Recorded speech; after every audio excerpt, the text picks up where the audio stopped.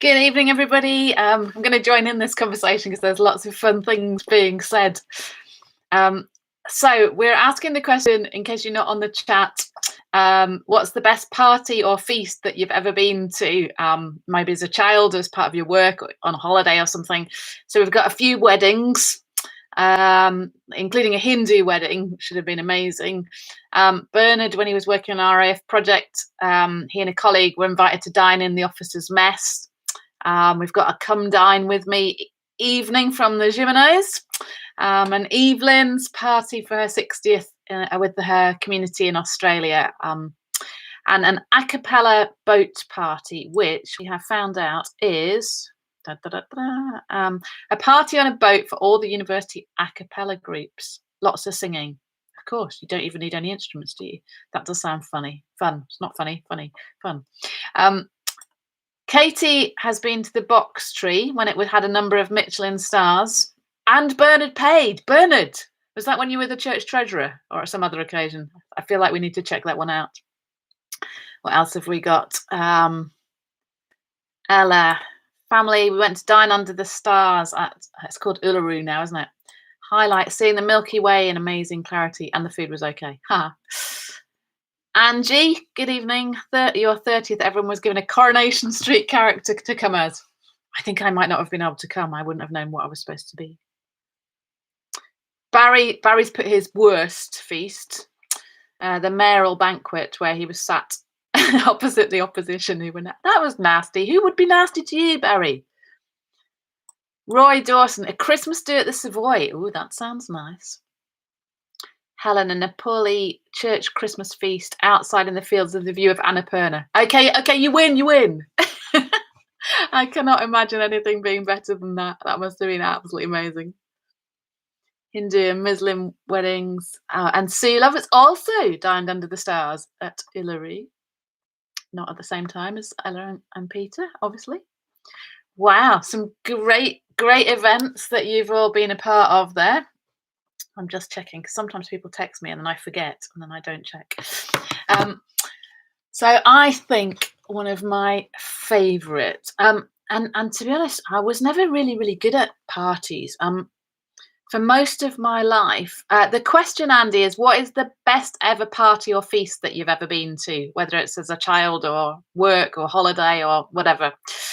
So when I was a child, my mum used to hate anything that I was ever invited to, any parties, because I'd hated parties. So I would like the idea of going, but then I would always get a migraine and she'd always have to come and pick me up after about half an hour. So I didn't have a very positive, that included my own parties, by the way, didn't have a very positive view of parties for a long time. But anyway, when I was in A levels, we did a Roman banquet at school. And that was absolutely spectacular. And we had to dress up in togas. And I remember my friend and I getting out of our car and dressed in these togas, and these people on bikes nearly fell off their bikes. I think they were a little bit shocked, but we got to do that whole lying down by the table, and we had like roast suckling pig and stuff like that. It was really cool. So that was good. See, that doesn't sound like the best experience apart from the being where you were, which I imagine was completely stunning. I'm still trying to get over Bernard paying at the box tree, to be honest. I want to check whether it's on the church accounts or not. Sounds like there's lots of fun things here, though. Lots of good experiences of feasts, and a few less good ones, obviously, as well. So it's very nice to see you. I was also thinking to myself, if we were to. Oh, yes, Moira, that lunch that Lydia organised, the Syrian lunch. Oh, my goodness me. I don't think I've ever eaten so much at a church ever. That was absolutely amazing. And I remember Eddie Lyle being completely overwhelmed at the quality and amount of the food that we had. That was amazing. Sorry, Bernard, I should trust you. I know that you have complete integrity. Yes, Angie, it was. My other kind of question tonight was, if you were to throw a party or a feast now, what would you do? I mean, it kind of seems really odd, doesn't it? Like even the idea of eating really with anybody is just seems quite odd at the moment. Um, Evelyn, you were stormed off with an electric storm. Not good when sitting at metal tables. Oh, brilliant. Brilliant, brilliant. Oh, Andy, is that you and Beth? We had dinner on the terrace at the Houses of Parliament. That sounds pretty spectacular as well. Yeah, what would you do now? So on New Year's, the last couple of years, we've been at Martin and Liz Lee's with our kids, and so this year, of course, we weren't allowed to do that, were we? So in the end, we went for, I think it was okay. It was a socially distanced walk where we took our cooked picnic with us and ate it by the cricket pitch in Thornton and Craven, which wasn't in anybody's garden or anybody's house. Yeah, so it's kind of, what would you do? Just feels like it would be nice. Just be nice to kind of have a meal with anybody, frankly, anything, wouldn't it? Just to sit and eat with other people and to share the kind of friendship and enjoyment of sharing food together and cooking for more than yourself or more than your own household. Just to yeah, just to kind of enjoy that. So this is an idea here, a Dickensian fozziwig. I'm not good on Dickens, I'm afraid. Christmas party in period costumes. Well, that would be dramatic, wouldn't it? So yeah, that's right. We missed all those things. Lunch club, Christmas dinner, which is always an absolute standout of the whole year. But just missed all those things, didn't we? And kind of looking forward. I mean, even me, who's not a big party person, really looking forward to having a few kind of dinners and feasts with people. So here we go. Men's breakfast would be great right now. Yeah, only if women were allowed to come as well, I think, on this particular occasion. So we're going to be doing Daniel chapter 5, if you haven't already worked that out. So shall we read that together? It's slightly less long than some of the other chapters that we've read, but let's read it together. If you've got any other feasts that you want to write about, feel free. And yeah, Wellbeing Cafe Christmas lunch. Yeah, that was brilliant, wasn't it? All planned up to do again. And there we go. Where is there a level field in Thornton? It's the cricket pitch. So if you drive into Thornton and you take a left turn, not the one that goes back on itself, the one that goes straight down the hill, at the bottom there is a cricket pitch. That's the bit that's level. So here we go. Chapter 5. King Belshazzar gave a great banquet, see why we're doing banquets, for 1,000 of his nobles and drank wine with them. While Belshazzar was drinking his wine, he gave orders to bring in the gold and silver goblets that Nebuchadnezzar his father had taken from the temple in Jerusalem, so that the king and his nobles, his wives, and his concubines might drink from them. So they brought in the gold goblets that had been taken from the temple of God in Jerusalem, and the king and his nobles, his wives, and his concubines drank from them. As they drank the wine, they praised the gods of gold and silver, of bronze, iron, wood, and stone. Suddenly, the fingers of a human hand appeared and wrote on the plaster of the wall near the lampstand in the royal palace. The king watched the hand as it wrote. His face turned pale, and he was so frightened that his knees knocked together and his legs gave way. The king called out for the enchanters, astrologers, and diviners to be brought, and said to these wise men of Babylon, "Whoever reads this writing and tells me what it means will be clothed in purple and have a gold chain placed around his neck, and he will be made the third highest ruler in the kingdom."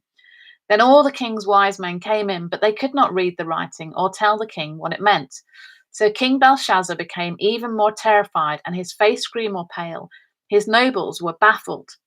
The queen, hearing the voices of the king and his nobles, came into the banquet hall. "O king, live forever," she said. "Don't be alarmed. Don't look so pale. There is a man in your kingdom who has the spirit of the holy gods in him. In the time of your father, he was found to have insight and intelligence and wisdom like that of the gods. King Nebuchadnezzar, your father the king, I say, appointed him chief of the magicians, enchanters, astrologers, and diviners. This man, Daniel, whom the king called Belteshazzar, was found to have a keen mind and knowledge and understanding, and also the ability to interpret dreams, explain riddles, and solve difficult problems. Call for Daniel, and he will tell you what the writing means." So Daniel was brought before the king, and the king said to him, "Are you Daniel, one of the exiles my father the king brought from Judah? I have heard that the spirit of the gods is in you, and that you have insight, intelligence, and outstanding wisdom. The wise men and enchanters were brought before me to read this writing and tell me what it means, but they could not explain it. Now I've heard that you are able to give interpretations and to solve difficult problems. If you can read this writing and tell me what it means, you will be clothed in purple and have a gold chain placed around your neck, and you will be made the third highest ruler in the kingdom." Then Daniel answered the king, "You may keep your gifts for yourself and give your rewards to someone else. Nevertheless, I will read the writing for the king and tell him what it means. O king, the most high God gave your father Nebuchadnezzar sovereignty and greatness and glory and splendor. Because of the high position he gave him, all peoples and nations and men of every language dreaded and feared him. Those the king wanted to put to death, he put to death. Those he wanted to spare, he spared. Those he wanted to promote, he promoted. And those he wanted to humble, he humbled. But when his heart became arrogant and hardened with pride, he was deposed from his royal throne and stripped of his glory. He was driven away from people and given the mind of an animal. He lived with the wild donkeys and ate grass like cattle, and his body was drenched with the dew of heaven, until he acknowledged that the Most High God is sovereign over the kingdoms of men and sets over them anyone he wishes. But you, his son, O Belshazzar, have not humbled yourself, though you knew all this. Instead, you have set yourself up against the Lord of heaven. You had the goblets from his temple brought to you, and you and your nobles, your wives, your concubines drank wine from them. You praised the gods of silver and gold, of bronze, iron, wood, and stone, which cannot see or hear or understand. But you did not honor the God who holds in his hand your life and all your ways. Therefore he sent the hand that wrote the inscription.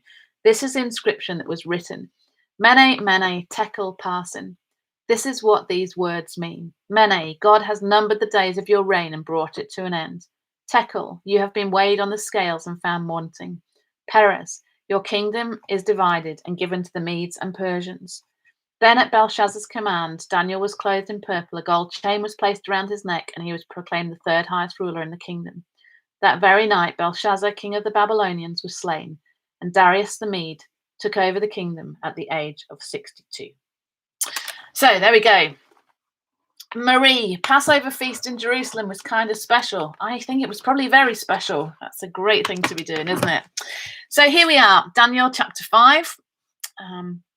And just checking all the texts here. So it was formerly assumed that Daniel 5 had little or no historical substance, as for a long time there was no independent verification of the existence of a monarch called Belshazzar. And that was all changed with the finding of what is called the Nabonidus cylinders, which are in the British Museum. So one day you can go and see them. And they were 4 cylinders found at the ziggurat of Ur, which is in South Babylon, probably Iraq now, in 1854. And there was one at each corner of the ziggurat.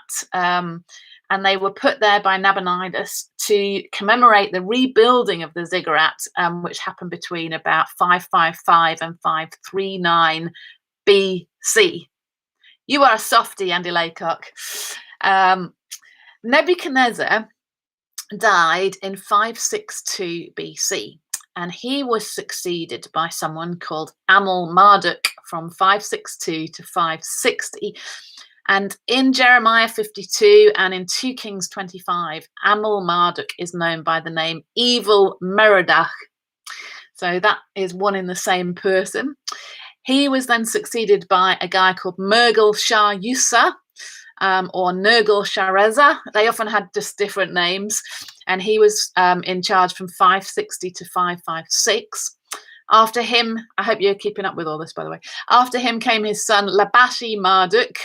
And he was overthrown after only 6 months by a group of conspirators, which included Nabonidus, him of the cylinders, who was to be the last actual Chaldean king. Now, none of these people are mentioned in this chapter. Nabonidus then made his son Belshazzar co-regent.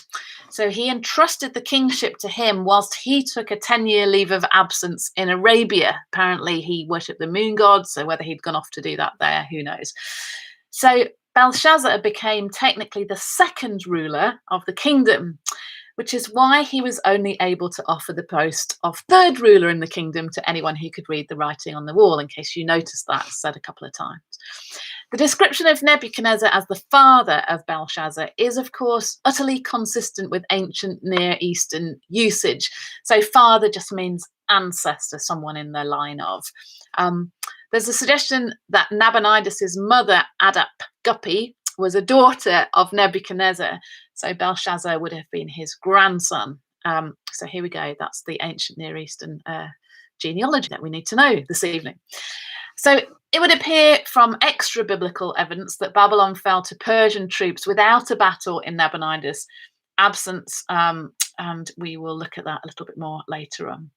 One of the most perhaps intriguing elements of this downfall is that it's been predicted. It was predicted decades earlier by Jeremiah with incredible detail. In Jeremiah 15 verse 3, it says, "For out of the north a nation has come up against her, which shall make her land a desolation, and none shall dwell in it, both man and animal shall flee away." And further on in the same chapter, it says where they're going to come from. "Behold, I am stirring up and bringing against Babylon a gathering of great nations from the north country. They will array themselves against her, for there she shall be taken. Their arrows are like a skilled warrior who does not return empty-handed." And then in chapter 51, "Suddenly Babylon has fallen and been broken. Wail for her, take balm for her pain. Perhaps she may be healed." And again in chapter 51, it just talks about the suddenness of this. "Sharpen the arrows, take up the shields. The Lord has stirred up the spirit of the kings of the Medes, because his purpose concerning Babylon is to destroy it, for that is the vengeance of the Lord," the vengeance for his temple. And bear that bit in mind carrying on. And it's really specific about who is going to come against Babylon and overcome them. And perhaps even more astounding is that more than a century and a half earlier, Isaiah also prophesied about the fall of Babylon in chapters 44 and 45. And there we have the message about Cyrus, the Persian king. So we're going to look at this together tonight. Let's just take a moment to pray, shall we, before we get on with the story that we're looking at. Father, thank you that we have your word in front of us, and actually in many different versions. Thank you for the freedom to read it, to study it together online, to go public about that. Thank you for the privilege that we have, and for your word in our hands. And we pray that tonight your spirit would be at work amongst us, and that you would be speaking to us through this quite strange story that happened so many years ago, Lord. We pray that you'd meet with us tonight and encourage us in Jesus' name. Amen. So, the story of Belshazzar's feast is, well, I say one of the most famous bits of Daniel, but there's so many famous bits, aren't there? There's an amazing painting by Rembrandt of Belshazzar's feast, and there's an oratorio by William Walton of Belshazzar's feast. And out of this story comes that really memorable and much used phrase in many contexts: "The writing is on the wall." And this is kind of the spectacular climax to the first half of Daniel's work, although chapter 6 is actually halfway through. Feasts. Well, we've written about a few of our feasts. Feasts were common, and when they had a feast, they had a feast. This one was just around 1,000 people. That was just actually pretty small. For example, the Persian monarchs, so we know from archaeological discovery, were known to dine daily with 15,000 guests at a meal. Can you imagine cooking for that many people every day? Alexander the Great, he had 10,000 people come to his marriage dinner. He obviously wasn't paying the bill, or not at least worried about it. And then Ashurbanipal II in 879 BC threw a banquet, archaeologists tell us, of 69,754 guests. I mean, like, that's a proper banquet, isn't it? And Athanasius, one of the early church fathers, when he described the banquets of the Persians, says this in one passage: 1,000 animals are slaughtered daily for the king. These comprise horses, camels, oxen, asses, deer, and most of the smaller animals. Many birds are consumed, including Arabian ostriches, geese, and chickens. They really knew how to eat and how to throw a feast. And so here we have actually relatively small feast, but a significant one in the story of Daniel and history at this point. So he has this glittering banquet. Was this some kind of expression that Babylon was actually impregnable? Belshazzar seems kind of insecure, the kind of young man who indulges in wild parties. And as we join this party, though it's not evident from the text, we know that the great kingdom of Babylon is under attack from the kingdom of the Medes and the Persians, King Darius and King Cyrus.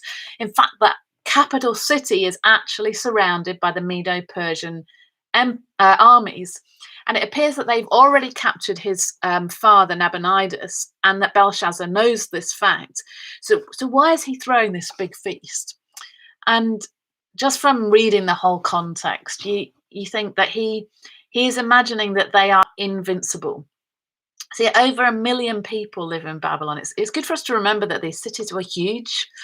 The city is about 60 miles around its circumference, surrounded by a high wall, 350 feet high, 87 feet across. You could race 4 chariots at a time round the wall. Guards are constantly on watch. The Euphrates River runs right through the middle of the city, and there's a 30-foot moat outside the wall that runs around the city, and it's considered to be impregnable. No military strategy can break through this wall. So the city's under siege, but no one's really worried, and they have about 20 years of supplies in the city. So, they're not that bothered. If they never grow another crop, it's going to be fine. And the people of Babylon are secure. And by 6th century BC standards, they're pretty smug. They're sophisticated, they're superior, and Belshazzar was so sure of himself that he's arranged this great banquet for 1,000 of his nobles to show them that he is not afraid of this army surrounding our city. But of course, God great crashes the party because he doesn't have issues with moats and walls and all that kind of stuff. So he's made this feast for 1,000 of his lords, and as he tastes the wine, we read this in the first few verses, he calls his servants to bring in these particular vessels, the ones from Jerusalem. Now, you remember we talked about those in chapter 1. He obviously knew that Nebuchadnezzar had treated them with respect. They were magnificent, they were the best of the skilled craftsmen of Israel, but he wants to increase the lavishness of his feast.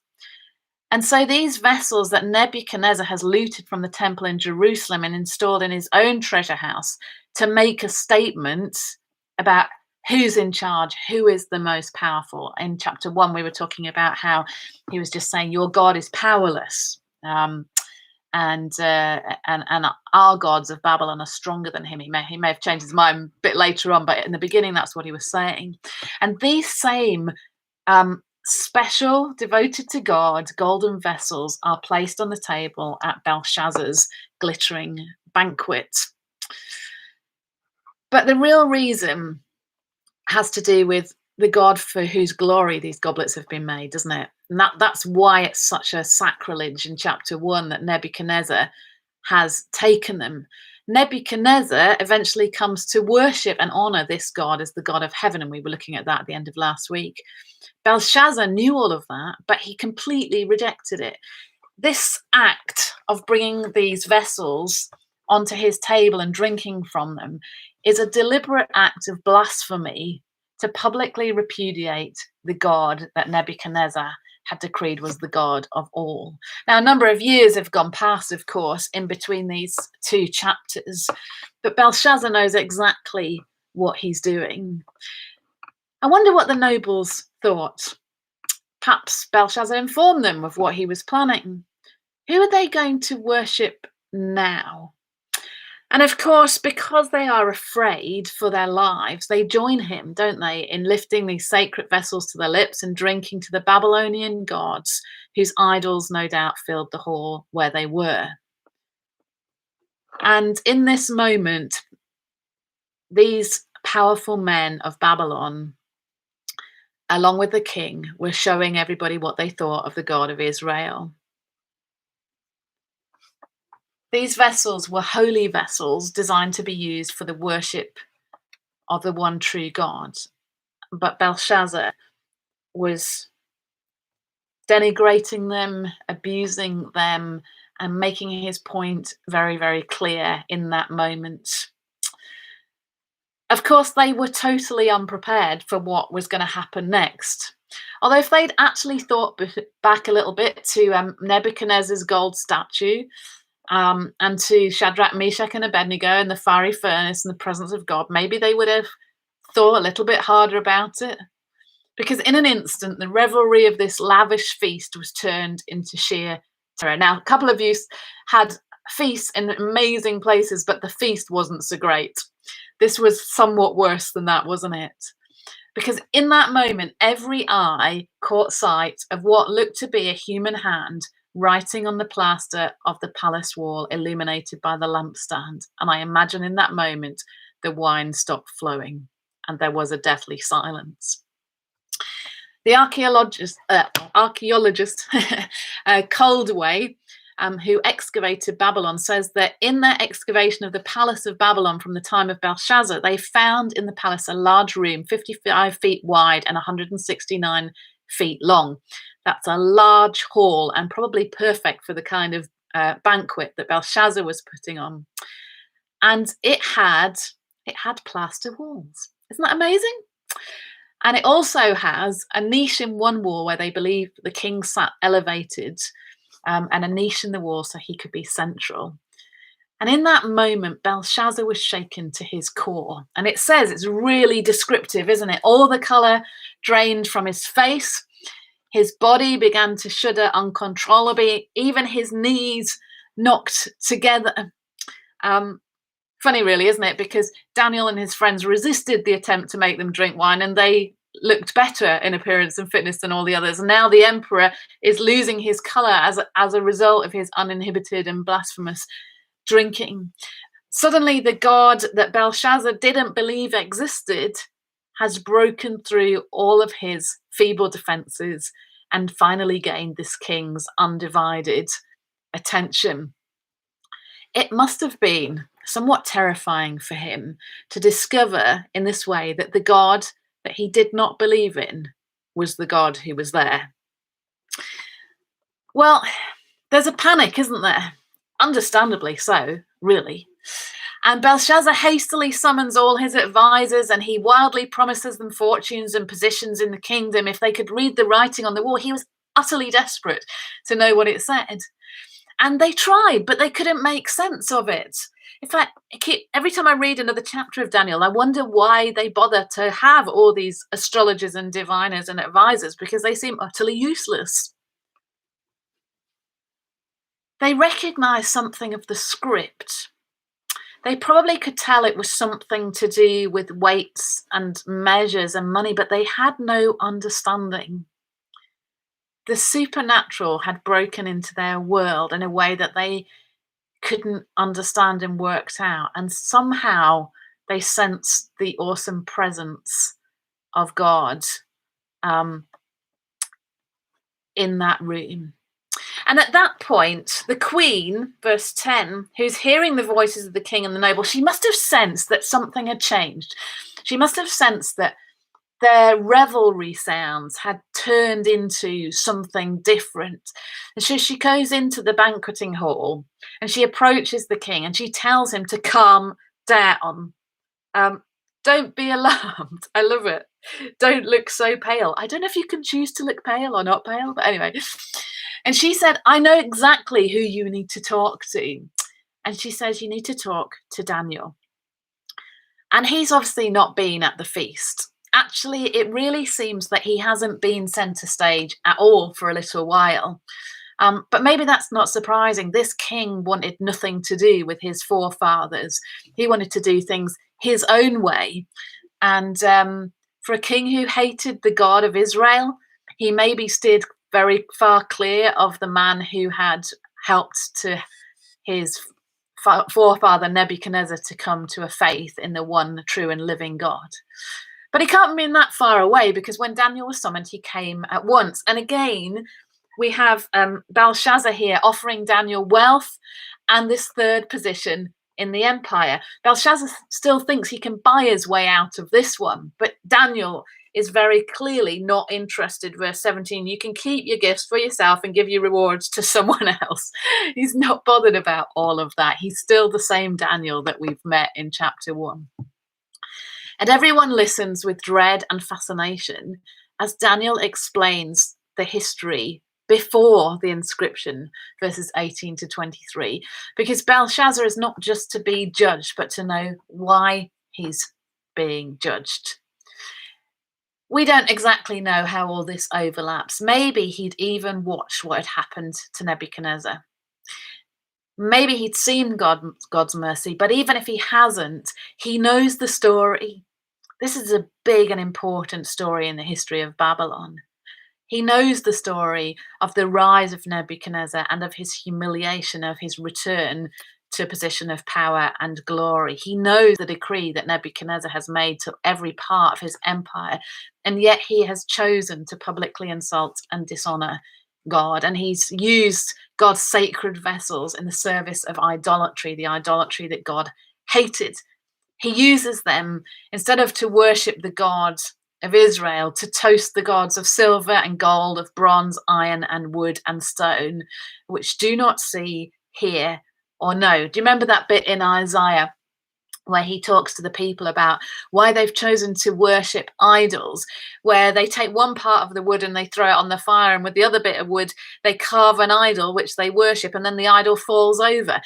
That's what Belshazzar is doing. He's choosing these gods of materials to worship, and he's breached the first commandment, whether he knew what it was or not, that you shall have no other God before me. Interestingly, those commandments written by the hand of God for the first time on tablets of stone. And his life is held in the hand of God. And Daniel goes on to explain God's verdict over him in verses 24 onwards, as he explains the inscription. And he explains that this is unequivocal and it's final. Now, maybe we're sort of thinking, well, why couldn't they read what it says? Why couldn't they understand it? Well, any of you that have done any Hebrew will understand this, but it's not just Hebrew. There's other languages across the globe as well where this is true. But Hebrew language and many of those in the Middle East there are written primarily with consonants without vowels. And so the vowels are kind of a later addition, or they're an interpretive addition. Many of these languages are not so bothered about tenses in the way that we are. Things can be a bit more general. So it was like the consonants were there without the vowels. Now, some of you I know are on Facebook, and periodically somebody will post something which is like, you are an amazing human being if you can read this. And it's regularly just a letter or sentence or something where it's just the consonants with no vowels. And what we find is, because of context very often, but what we find is, because we've learned patterns and we know how words work, that actually it's surprisingly easy to read things without the vowels. The vowels clarify something, but are not always necessary to some level of understanding. So I hope you get what I'm talking about here. So Daniel takes these letters and he interprets them under the hand of God to be able to understand what the writing means with regard to Belshazzar. And what he's really saying to him in these very simple words is that his value system, Belshazzar's value system, is the polar opposite of what it should have been. And he says, you're going to die, basically. In Hebrews 9, verse 27, it says, just as people are destined to die once and after that to face judgment. It's almost like this is the opposite. It's like Belshazzar is judged first and then he dies. It's the other way around. Even at this very point where Daniel has explained this to him, and we'll come back to those words in a few moments' time, maybe it's fear. Fear does weird things to us. Maybe it's the amount of alcohol he's had. That also does weird things to us. Maybe it's just the context. But even when Daniel has explained to him the meaning of these words, his brain just kind of goes into a spin, doesn't it? And he just carries on as if nothing's happened. In verse 29, it's really odd, isn't it? So he's had this thing, and he says, then at Belshazzar's command, Daniel was clothed in purple, a gold chain was placed around his neck, and he was proclaimed the third highest ruler in the kingdom. It's like, oh, look, suddenly he's honoring his word, but it's also a bit of a kind of a panicky, I don't really understand, I don't really know, I can't take this in, and I don't know, and I'm going to carry on as if nothing's happened. And we'll remember there that he is the second ruler, and Nabonidus in Arabia is the first ruler, hence the third ruler. Andy, that's a really good question. Are there any other times in the Bible that the hand of God appears? It's hard to know, isn't it? Because we use anthropomorphic terms to talk about God, don't we? So we talk about God's face, and we know Moses saw his back, and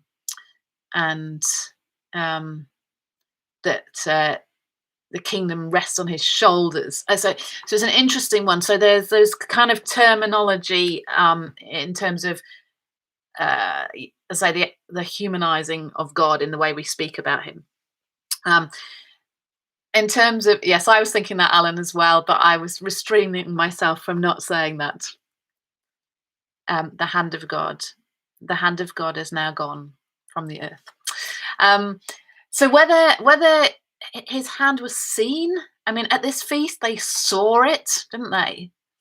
In a way that they described very clearly that that's what they saw. Bernard, that's an interesting one, isn't it? The tearing of the veil of the temple. I mean, I guess I just think it just happened, but I mean, there's no reason that it wasn't torn, like you tear things. But I don't think anyone saw that, did they? I don't know. It's an interesting question. Is it interesting to know what's the difference between, if you like, poetic language in the way that we talk about God and something that was visual like this was? So here we have, at the end of the chapter here, Belshazzar and Belteshazzar, which was the name that Nebuchadnezzar gave to Daniel in chapter 1. And their names mean almost exactly the same thing. Their names mean something like Marduk, also known as Bel, protect the king. Maybe that's why Belshazzar addresses him as Daniel. Perhaps he doesn't want to use such a similar name. But there's a huge irony here, because his name means Marduk protect the king, and Marduk was not protecting the king. And Daniel's name means God is my judge, which is precisely exactly what was occurring in this chapter. Earlier on in the story, Nebuchadnezzar has tried to suppress Daniel's identity by renaming him, but he has completely failed. And actually, Daniel's identity as God's servant has really strongly emerged time and time again, unscathed and even enhanced. So here we have two men with similar names. One has decided to reject God, the other to follow him. And Daniel and his three friends have decided right back at the beginning not to compromise with idolatry. And this scenario here is the logical outcome of what compromise looks like, and also what non-compromise looks like. And so not long before the banqueting hall would be deserted, then the dynasty of Nebuchadnezzar, this mighty head of gold, is going to be toppled down to the ground, and the Persians would take over, just as God has said. Within hours, Belshazzar would be dead. And so back to Herodotus, the ancient Greek historian who corroborates this account of Daniel, he tells us that on the eve of the overthrow of Babylon, there was a great citywide banquet. During that banquet, the Medo-Persian military commander ingeniously devised a way to divert the Euphrates River that ran into the city so that the water levels around the moat sank just enough to allow his armies to wade across thigh deep under the cover of darkness. Babylon, supposedly secure behind these massive walls, was now being conquered at the very moment that Daniel was talking to Belshazzar. And Darius the Mede takes over. So it's good, isn't it? Isn't it good when history and the Bible all kind of come together in a really nice, neat way? And we can say, yes, historically this is true. And and biblically we can listen to what it says with confidence. So he has this so we'll come back just to this writing on the wall briefly, won't we? Mene, God has numbered the days of your reign and brought it to an end. It's very, very direct, isn't it? Your days are numbered. It's all over for you. It's curtains, Belshazzar. And God has allotted each of us so many days, and there will come for us all that last day. And we have different views, don't we, on our lives at different points. And when we are in our youth, and sorry, looking at who's on the chat today, this doesn't apply to very many of us. There's that sense of immortality, isn't there? We don't give much thought at all to the future, to old age, to death, anything. We just think that our whole life is before us. And then, of course, we kind of get to that point in life where we kind of think, oh, gosh, it's halfway. At least it might be halfway. And, of course, the midlife crisis, when everyone starts to look at their life seriously and people change careers and they say, is this all I want in my life? Because we're still looking forwards, but asking the more significant questions. And then there comes a point, doesn't there, where we start looking more back than forwards, and we become ever increasingly aware of our frailty, and that we're not perhaps as agile as once we were, and maybe we even feel a little fragile. And Moses prayed that prayer, teach us to number our days that we might apply our hearts to wisdom. And that's a great prayer at any stage in our life, isn't it? To be aware that we are not in control, and to number our days so that we are wise and discerning and live with integrity and honesty, and live in a way that honors God in all that we do. And one of the things which has been most challenging and difficult and traumatic for some people is over this last months is actually a little bit of facing up to the fragility of life, and to considering what that means when we number our days. What does that mean? What does that look like when we work that out in the reality of our normal life, whatever that looks like for each one of us? And then he uses the word tekel. He says, you've been weighed on the scales and found wanting. And balances, of course, are always a symbol of justice for us, and have been for millennium, really.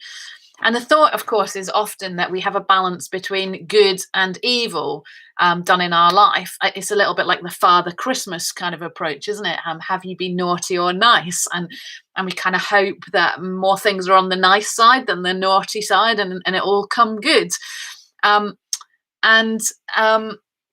It's right balanced against wrong. And so these were the things on the scales that doomed Belshazzar, really. He knew the power of God. He knew the experience of his grandfather Nebuchadnezzar and the story around him. He knew that the vessels of gold and silver had been dedicated to God. While he was blaspheming God, he was praising the gods of gold, silver, brass, etc., gods that could neither see nor hear. The true God, in whose hand his very breath was not being glorified. He depended on God for his every breath, but he didn't recognize that. He didn't thank God for that. And at the very moment where his breath was smelling of wine, he used that same breath to curse the true and living God. And I think it's a massive mistake that we make, where we think that our good is balanced by our bad.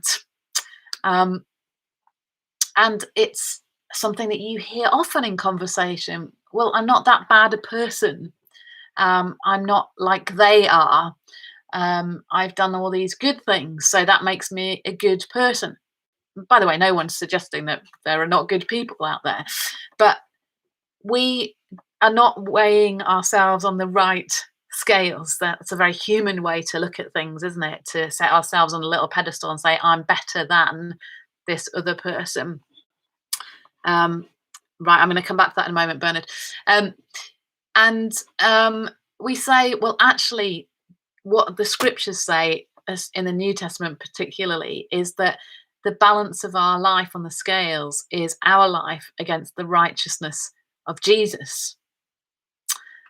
And actually, we kind of go, well, that's not very fair, is it? I mean, like, he's the Son of God and everything. Um, but that's how it is, isn't it?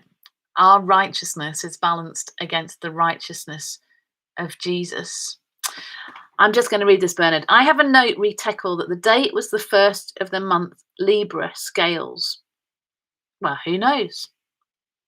I mean, those months were around a long time ago, weren't they? And the Babylonians were big time into their astrology. So it's entirely possible, isn't it, that that those two things related to one another. That's interesting, anyway, isn't it?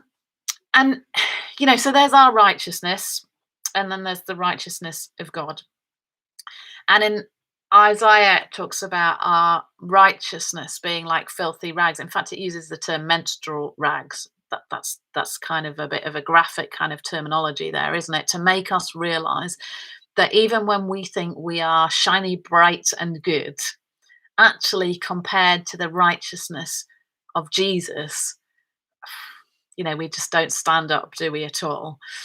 And yet it's that righteousness that is needed for us to be in a relationship with God as our Father and to find eternity in his presence. And that righteousness is given to us as a gift because of Jesus and his death for us on the cross, because he's taken all our sin and shame and unrighteousness, and instead he puts in place in us his righteousness, and it's not of us but of him.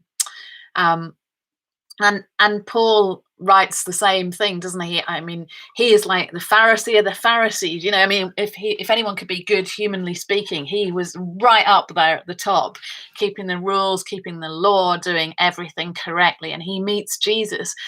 And later on, he talks about righteousness for those who've been seeking under the law. And he says, those things were gain for me, the things that he was putting on the scales.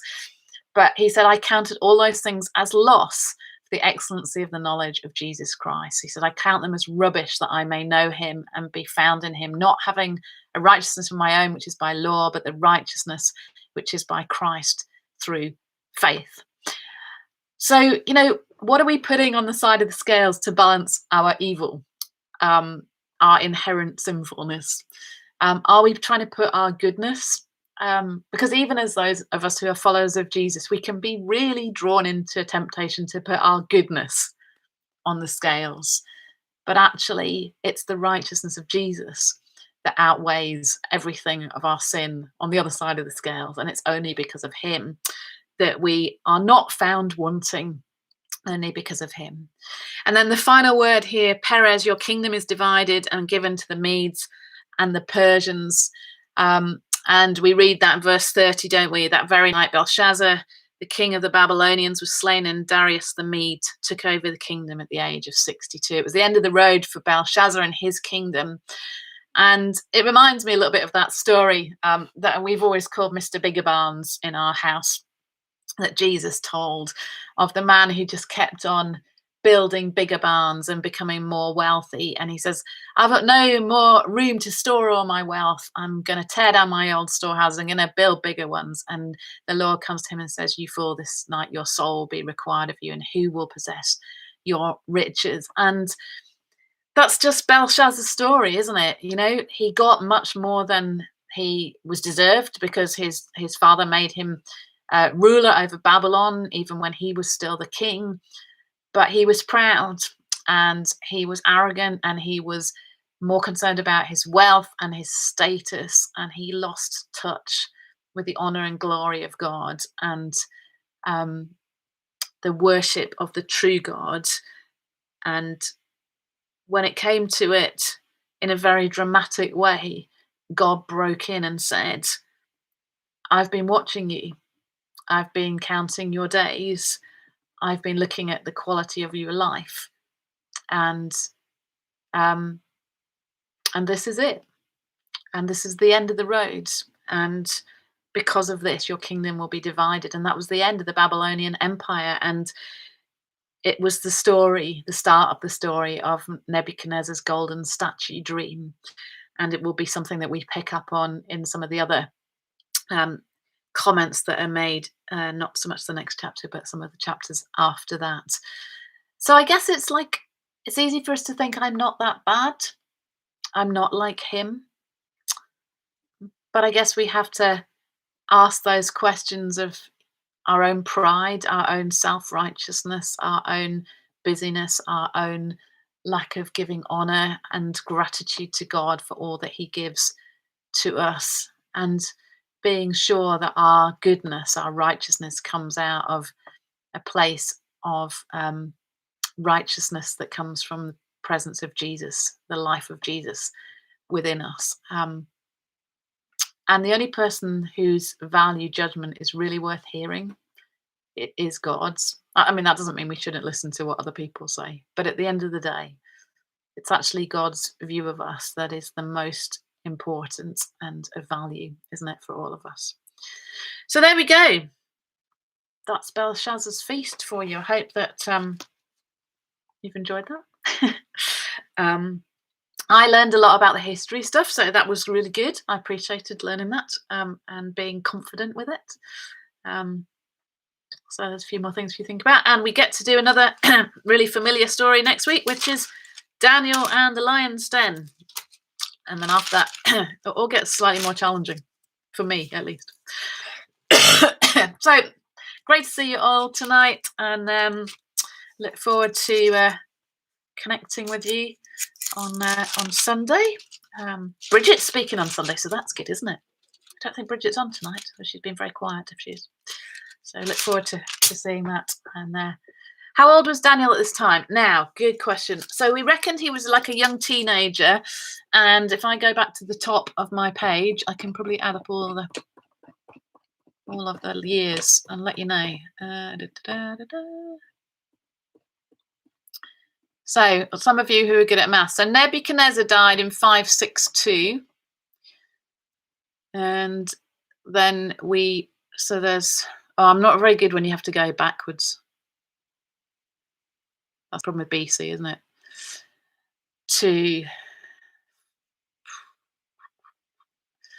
Only about 8 or 9 years later. So probably early 20s, something like that, I think. Yeah. Lovely to see you all tonight.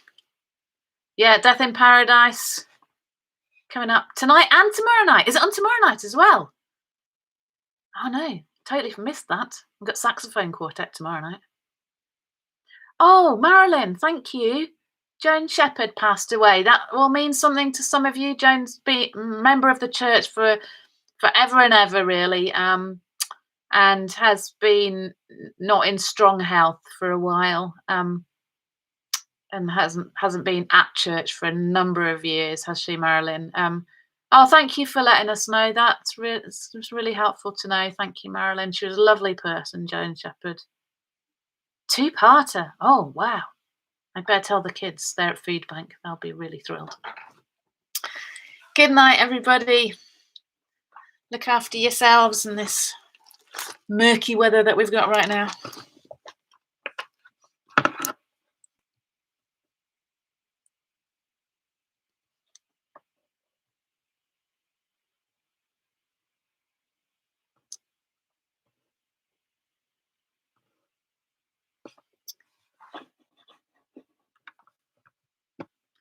Daniel 1 was 605. This was 646. Oh, right. Okay. Much older. Thanks, Bernard. So that's because you're the man for the maths.